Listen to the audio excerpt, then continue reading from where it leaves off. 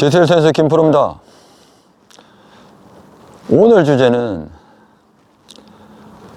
손목을 사용하는데 이 손목 자체만으로 사용하는 게 아니라 몸의 신체 각 관절에 각 역할이 있고 그 역할에 따라서 이 손목을 어떻게 그 역할에 맞춰서 손목이 어떻게 사용되는지 그 손목 사용에 대한 이해 또 손목 사용에 대한 개념 이 부분을 가지고 오늘 제가 주제를 선정했는데요. 그래서 오늘은 그 손목을 사용은 하는데 어떻게 사용해야 적절히 사용하고 그 도신체 구조에 손목만 사용한다고 해서 제대로 된 사용법이 아니니까 각 신체 구조에서 어떠한 작용들이 통해서 이 손목 사용을 제대로 올바르게 사용할 수 있는지 그 부분에 대해서 디테일하게 한번 알아보는 시간을 갖도록 하겠습니다.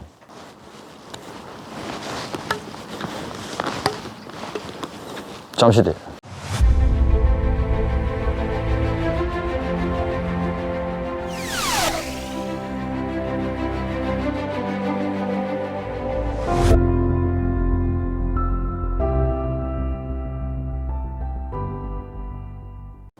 손목을 사용하는 데 있어서 그걸 설명하기 전에 제가 한번 예를 들어 보겠습니다.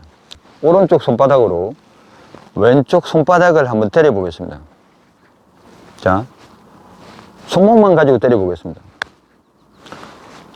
자, 이거는 손목만 가지고, 손목 스냅만 가지고 때린 겁니다.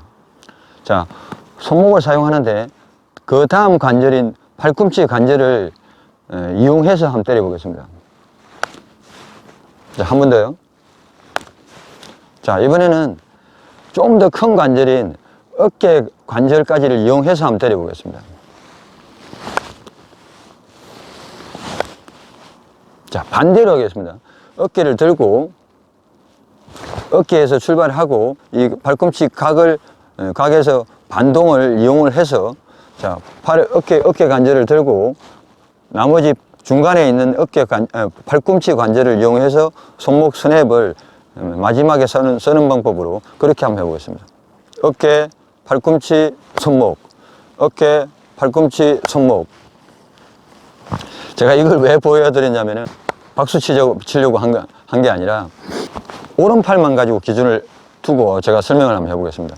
어깨 관절, 중간에 팔꿈치 관절, 손목 관절이 있는데 자, 어깨 관절 앞에 팔꿈치나 팔이 이어져서 제일 큰 관절이겠죠. 큰 관절은 전반적인 힘은 줄 수 있어도 스윙 스피드나 마지막에 스피드를 주기에는 좀 너무 큰 관절이라 크게 힘을 작용할 때는 쓰지만은 짧은 스피드나 짧은 힘을 가할 때는 이거보다 작은 관절, 즉 중간 팔꿈치나 손목 관절이 더 빠르겠죠. 자, 이걸 왜 설명을 드렸냐면은 테니스에서 손목을 쓴다는 거는 손목 자체만으로 라켓을 스피드를 주고 손목만 제껴서 앞으로 스냅을 주고 요 동작만 가지고는 손목을 적절하게 사용하고 손목을 제대로 올바로 사용하기 위해서는 이 중간에 있는 중간 관절, 그 다음 더 큰 어깨 관절들이 그 보충적인 역할을 해줘야만 제일 마지막에 있는 작은 관절에서 손목 부분에서 스피드가 나와야 이게 제대로 된 손목을 사용할 수 있는 또 스핀이나 파워를 낼 수 있는 가장 큰 핵심이 여기 있기 때문에 제가 이 부분을 먼저 설명을 드리고 시범을 보인 겁니다. 테니스에서 마찬가지입니다.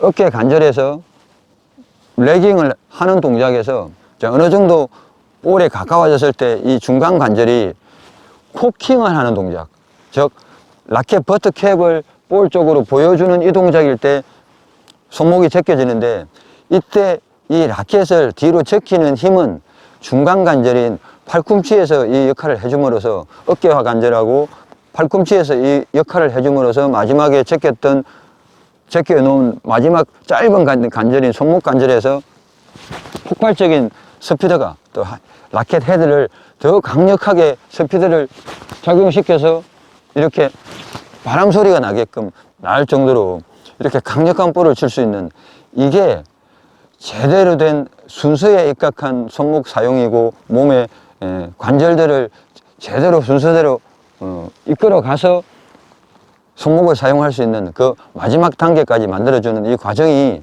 이루어져야 이 손목을 제대로 사용했다 해서 볼을 침으로써 더 강력하고 또 제대로 된 에러도 줄고 또 스피는 양도 많아지는 그런 볼을 칠 수 있는 게 여기에 핵심이 있기 때문에 이걸 먼저 보여드린 겁니다.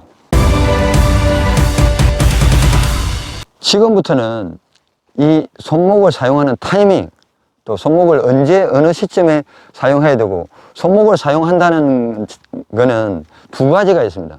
첫 번째는 앞으로 나가는데 어깨에서 끌고 팔꿈치 부분에서 중간 관절이 팔꿈치 부분이 코킹을 만들 때 손목이 제껴지는, 이 코킹을 만들 때 제껴지는 이 동작이 하나, 손목을 사용하는 게 이게 첫 번째고요. 두 번째는 컨택이 이루어지는 순간 손목을 젖혔던 손목을 앞으로 라켓 스피드를 내기 위해서 손목을 앞으로 뿌려주는, 앞으로 스냅을 주는 동작, 이 두 가지로 손목을 사용하는 형태를 제가 말씀드릴 수 있는데요. 이 첫 번째 형태는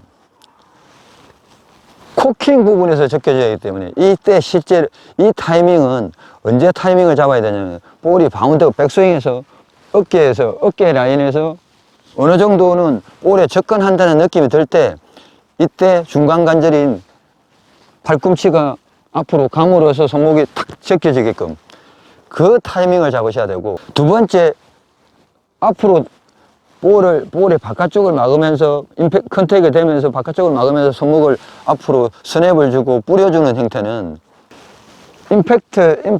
코킹이 된 상태에서 어느 정도 볼이 타격 지점에, 내가 사람마다 이 임팩트 지점이 조금씩 틀리기 때문에, 그리고 그립에 따라서 조금씩 임팩트 지점이 틀리기 때문에 그 시점에 맞춰서 컨택 직전에 뿌려준다. 팔꿈치 관절이나 어깨 관절에서 요 동작을 만드는 다음에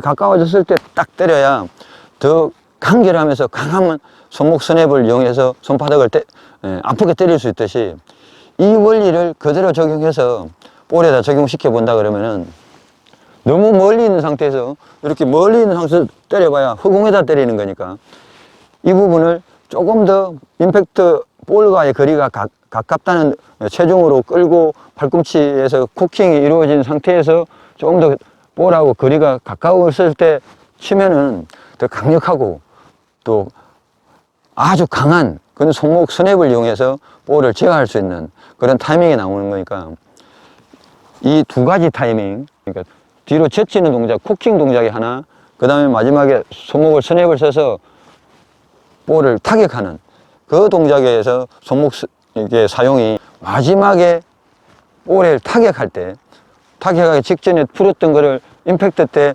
강력하게 풀어줌으로써, 그 다음에 스냅을 줌으로써 볼을 스핀을 가미할 수 있고 강력한 플랫성 볼도 칠 수 있는 그런 마지막 단계의 손목 사용이 아주 중요한 부분이니까, 이 점에 핵심을 두시고 이해하시면 많은 도움이 되실 겁니다. 손목을 사용하고 난 다음에, 컨택이 이루어지고 난 다음에 손목을 어떤 형태로 유지를 할 건지, 그리고 그 힘을 전달한 것을 어떤 경로로 스피드를 증가시킬 건지에 대해서는 한 두 가지를 가지고 말씀드릴 수 있는데요. 첫 번째는 꿈치가 끌어서 손목이 젖혀진 이 코킹 동작을 손목을 써서 요대로 손목을 쓰고 강력한 스냅을 주고 요대로 그 상태에서 끝나는 동작이 하나가 있고, 이거를 다른 분 같은 경우에는 영어적인 표현으로 클래킹이라고 그러거든요. 그걸 제가 영어 사전에서 한번 찾아보니까 짧고 세게 때린다, 테니스적인 해석을 해보니까 짧고 세게 끊어친다, 그런 의미로 해석하는 게 가장 올바른 표현일 것 같아요. 영어적인 표현이라 한글로는 이게 표현할 수 있는 게 그냥 때려서 끊어서 잡고 있는다, 뭐 이런 의미로 생각하시면 될 겁니다. 이 샷은 언제 쓰느냐면은 상대방 볼이 워낙 사이드 쪽으로 강하게 오고 내가 치고 나서 돌아올 수 없는 위치에 가 있을 때, 손목을 쓰는 방법의 두 가지 중에 한 형태가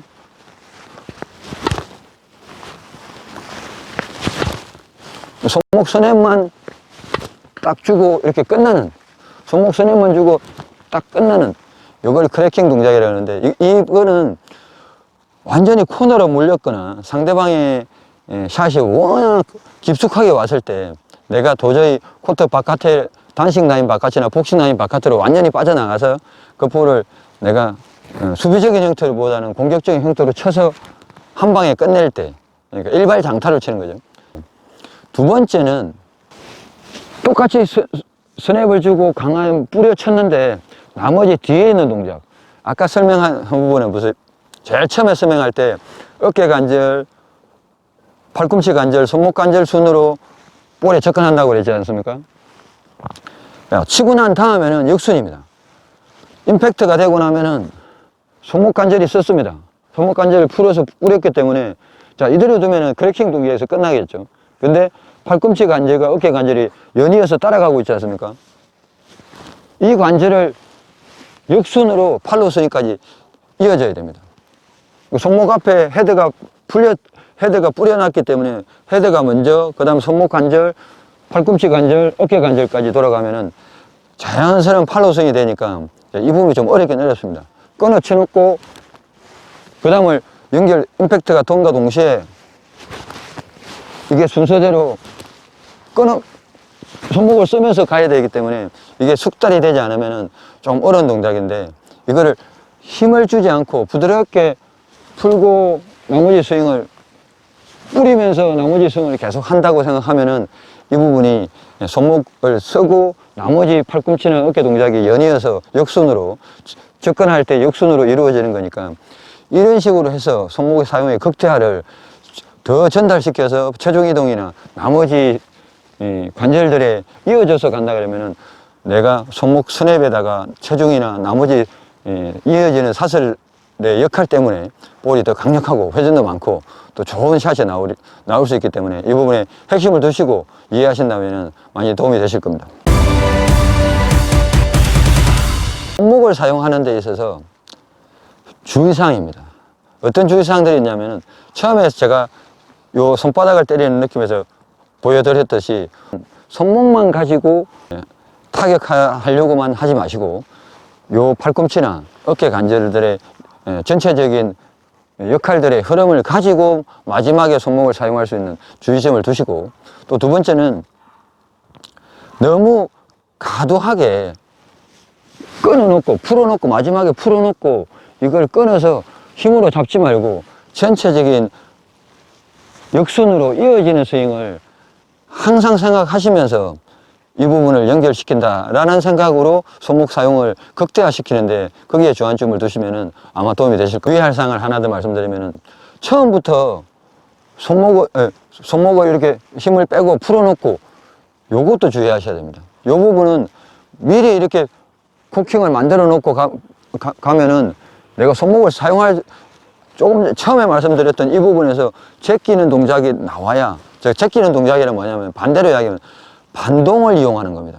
그러니까 팔꿈치가 나갈 때 손목이 제껴진다는 얘기는, 코킹을 한다는 거는 내 라켓의 팔꿈치가 앞으로 전진할 때 라켓은 반대 방향으로 반동이 생겨서 이 반동을 가지고 볼에 한 번 더 타격을 주는 겁니다. 옛날에는 이걸 만들어 놓고 그냥 이 손목을 고정시킨 상태에서 이렇게 왔기 때문에 스윙 스피드나 이런 부분에서 많이 손해를 봤는데, 현재는 이 라켓들이 경량화되고 또 손목들의 사용이 많이 중요시되다 보니까 어떻게 하면, 그래서 프로 선수들이 이렇게 뒤로 빼고 있는 것보다는 어깨 앞쪽에다가 머리 근처에다가 들고 있다가 이 팔꿈치나 어깨 쪽이 앞으로 이끌어주고 중간 관절들이 끌고 있을 때 반대로 라켓이 제껴지는 이런 스윙들이 현재 테니스의 트렌드라고 할 수 있는 게 여기에 그 핵심이 있습니다. 그래서 이 반동을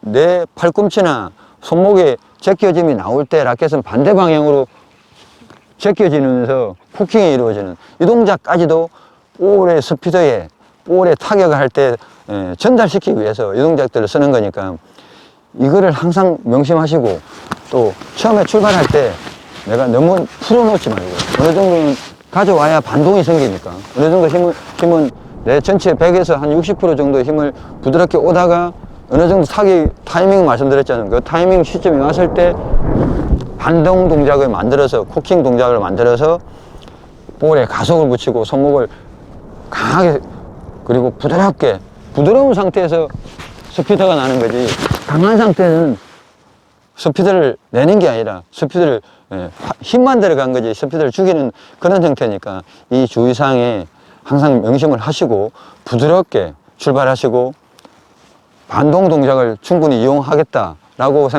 하신 다음에 마지막에는 손목, 팔꿈치, 어깨 역순으로 팔로 스윙까지 끝까지 가신다 그러면은 이 손목 사용을 제대로 이해하시고 올바른 손목 사용 방법이나 손목 자체만 사용해서 힘의 부상이나 이런 부분 없이 손목을 적절하게 사용하는데 아마 많은 도움을 받으시리라 저는 예상해 봅니다. 자, 오늘도 여러분들하고 많이 중요시되고 있는 손목 사용에 대해서 제가 간단한 예를 들어서, 손바닥 치기를 예를 들어서부터 여러분들한테 이해시키려고 많이 노력을 했는데 여러분들한테 많이 도움되시기를 바라고, 다음에는 좀 더 디테일하고 좋은 정보를 찾아뵐 것을 약속드립니다. 시청해주셔서 고맙습니다.